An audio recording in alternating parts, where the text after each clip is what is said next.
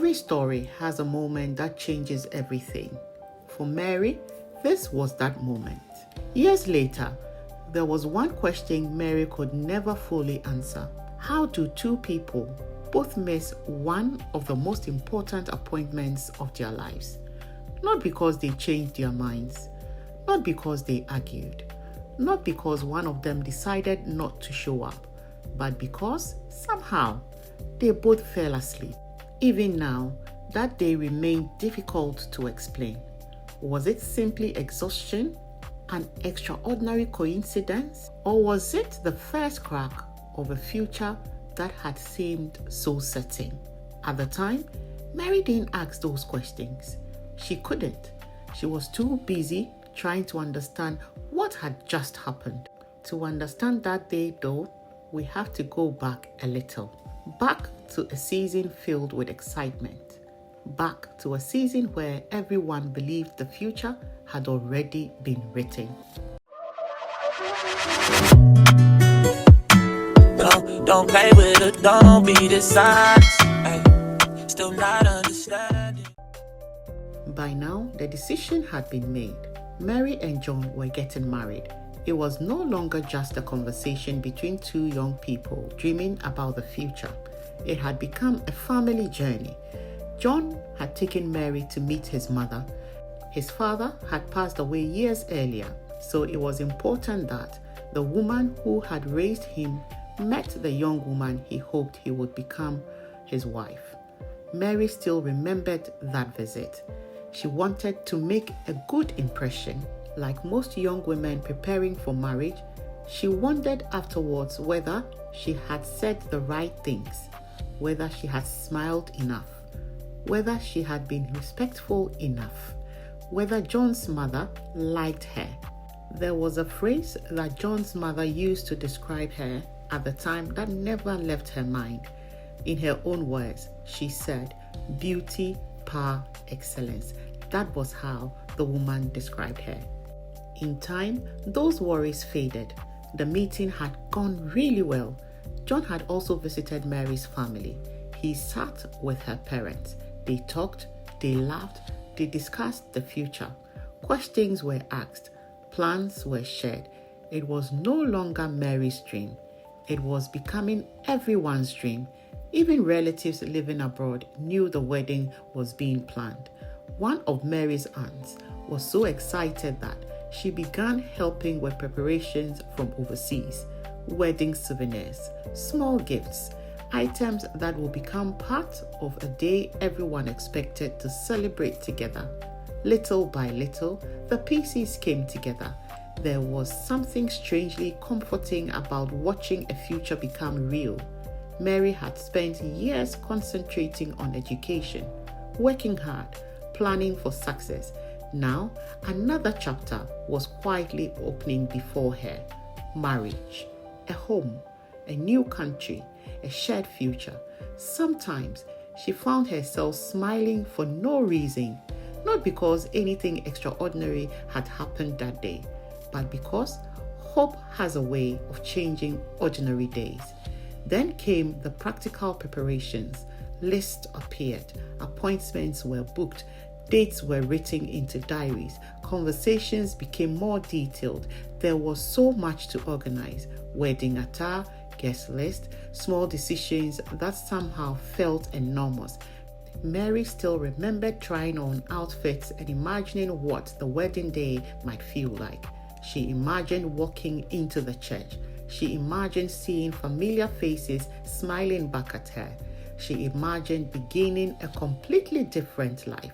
Like many brides-to-be, she didn't spend much time imagining what could go wrong. Why would she? Nothing suggested it would. John remained exactly as he had always been, supportive, steady, present. Whenever another decision needed to be made, they talked through it together. The excitement wasn't loud. It was quiet, confident. The kind of confidence that came from believing life is unfolding exactly as it should. Eventually, the church gave them a date for marriage counselling. It was one of the final steps before everything else could move forward. Neither of them treated it casually. They both understood its importance. This wasn't simply another appointment. It marked the beginning of preparing for life as husband and wife. Mary wrote the date down carefully. John did the same. Neither intended to forget it. Neither imagined they would. The plan was simple. John would drive to Mary's family home. He would collect her. Together, they would travel to the church. Afterwards, they will continue discussing the remaining wedding plans. Simple, straightforward, ordinary. The sort of day people rarely remember, or so they thought. When the morning finally arrived, Mary woke up feeling unusually excited. There was something different about that day, not dramatic, not overwhelming, just a quiet sense that another important step was about to be taken. She prepared carefully. She chose her clothes, checked the time, made sure everything she needed was ready. Then she waited. John was usually dependable. If he said he would arrive, he arrived. So when he hadn't appeared after a while, she wasn't immediately concerned. Traffic happened. Unexpected delays happened. She looked through the window once. Then again, she checked the time. Still nothing. She decided to sit down for a moment while she waited. The house was quiet. The afternoon sun filtered softly through the curtains. She told herself that as soon as she heard John's car, she would get up immediately. Just for a few minutes, she thought. Just until he arrives. Without realizing it, Mary closed her eyes and fell asleep. She didn't know how long she had been asleep. It couldn't have been too long. At least, that's what she thought. Then the telephone rang. The sound startled her awake. Still trying to gather her thoughts, she reached for the receiver. It was someone from church. Their voice was warm, but puzzled. "Hello, Mary.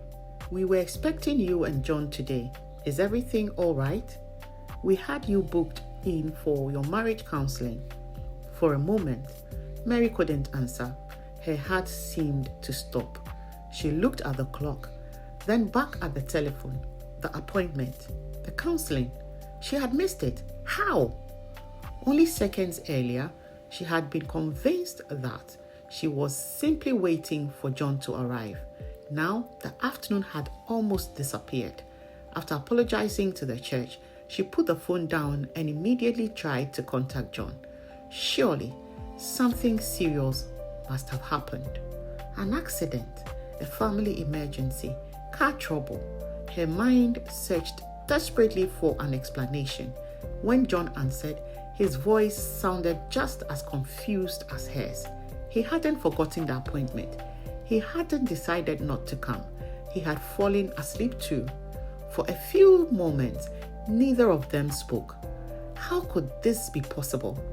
Two people in different homes, preparing for the same appointment, both falling asleep, neither waking until it was too late. The silence between them carried more questions than answers. Eventually, John spoke. "Come over. Let's figure out what happened." Mary agreed.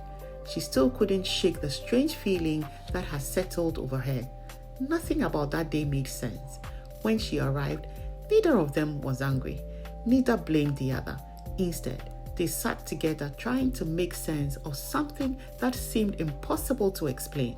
They replayed the morning again and again. Had they been unusually tired? Had they misunderstood the time? Had one of them forgotten something?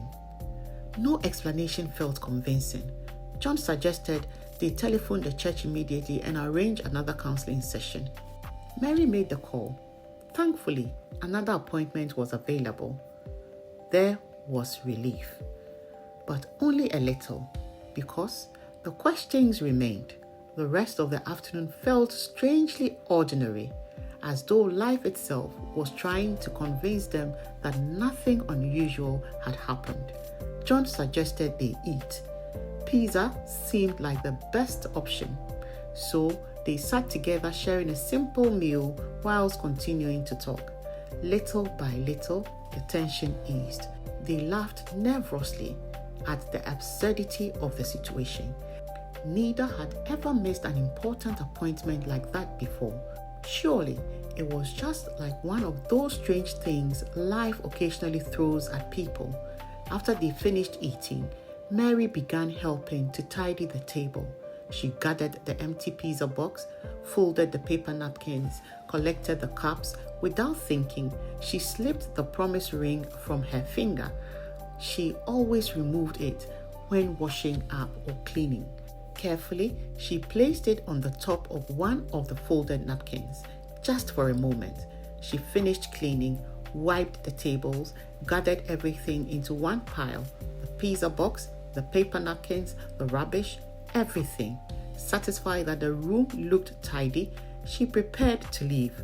John offered to drive her home. As they pulled away, Mary settled into the passenger seat. Something felt different. She looked down at her hands. They felt strangely light. She frowned. There was something missing. John noticed her expression. "What is it?" he asked. "I don't know." She looked around the car. "My glasses?" "No, you're wearing them." "My bag?" "It's beside you." Mary closed her eyes for a second, searching her memory. Then suddenly, "My ring!" The words came out almost as a whisper. "My promise ring." John immediately turned the car around. Within moments, they were back inside the apartment. Together, they searched the table, the kitchen, the sink, the floor, everywhere. Nothing. Then Mary stopped. The memory returned with startling clarity. She remembered placing the ring on the paper napkin. She remembered gathering everything together after cleaning. She remembered throwing the rubbish away. Without another word, both of them rushed outside. The rubbish bin stood exactly where it always had, or at least it should have. Instead, all they could see was the refuse lorry slowly disappearing down the road. They watched in silence. The bin had already been emptied. The rubbish had already disappeared into the back of the lorry. The ring was gone. For a long moment, neither of them spoke. Mary stared at the road as though willing the lorry to return. It didn't. She wasn't thinking about the value of the ring. It wasn't expensive. It wasn't even the jewelry itself that mattered. It was what it represented. A promise, a future, a life they believed they were building together. Tears filled her eyes. Not dramatic tears, not loud tears, just the quiet sadness that comes when something precious disappears without warning. John gently placed his hands over hers. "Don't worry," he said softly. "I will buy you another one." Then he smiled. "And this time, it will be even better." Mary nodded. She wanted to believe him. She really did. But as they continued to drive home, she couldn't shake the feeling growing inside of her. It wasn't fear. It wasn't panic. It wasn't even grief. It was something she couldn't explain. A quiet uneasiness, a feeling that somehow something wasn't right. She said very little for the rest of the journey. John tried to reassure her again. He reminded her they had already rearranged the counselling appointment. The wedding plans were still moving forward. The ring could easily be replaced. Everything would be fine. Mary smiled politely, but deep inside, the feeling remained. Years later, she would remember that drive home more vividly than almost any other part of the day. Not because she understood what it meant, but because she never forgot how it made her feel. Life doesn't always announce the moments that will stay with us forever. Sometimes they arrive disguised as ordinary days, a missed appointment, a lost ring, a quiet journey home. At the time, they seemed like isolated events. Only later do we realize they marked the beginning of an entirely different chapter.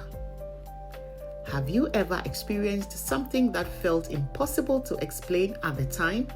Perhaps it seemed like a coincidence.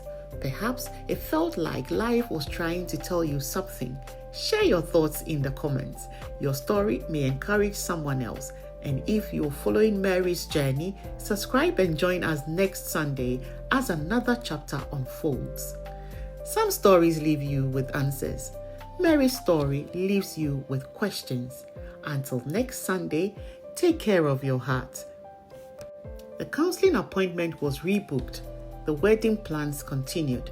The promised ring was gone, but Mary tried to convince herself that life would soon return to normal. She had no idea that this wasn't the end of the strange events. It was only the beginning. Next Sunday, episode 4, The Silence That Changed Everything.